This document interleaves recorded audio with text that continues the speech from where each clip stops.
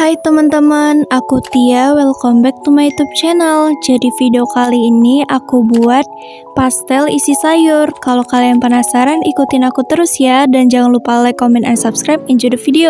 Bahan-bahannya 3 buah kentang, 3 buah wortel potong dadu, 1 daun bawang dan 1 daun sop potong tipis-tipis, cabai merah 12, bawang merah 10 siung, dan bawang putih 5 siung. Udang kecepe 20 gram atau secukupnya saja. Blender bawang merah, putih, cabai, dan kecepe. Siapkan tepung terigu 24 sendok makan dan tepung tapioka 1 sendok makan. Masukkan garam 1 sendok teh dan margarin 3 sendok makan lalu dilelehkan. Masukkan 1 gelas kecil air putih atau 100 ml dan cuci tangan bersih. Aduk menggunakan tangan. Bikin airnya bertahap ya. Aduk sampai tercampur rata. Siapkan wadah yang ada tutupnya lalu diamkan selama 30 menit.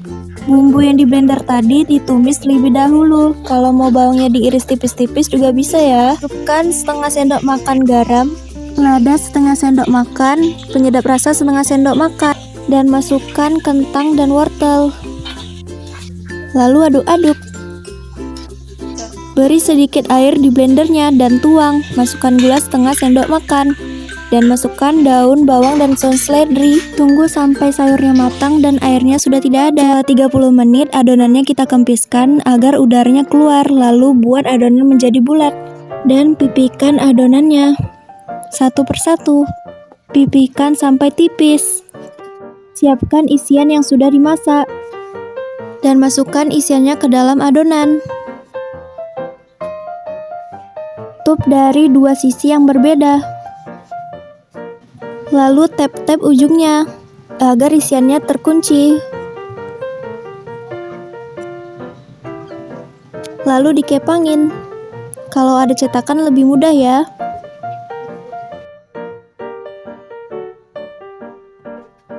Ulangi seperti step pertama.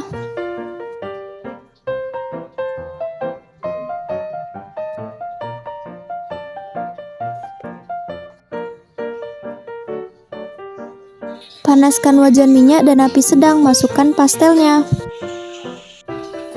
Jangan lupa dibalik agar tidak gosong. Mudah banget kan? Selamat mencoba, sampai jumpa di video selanjutnya ya.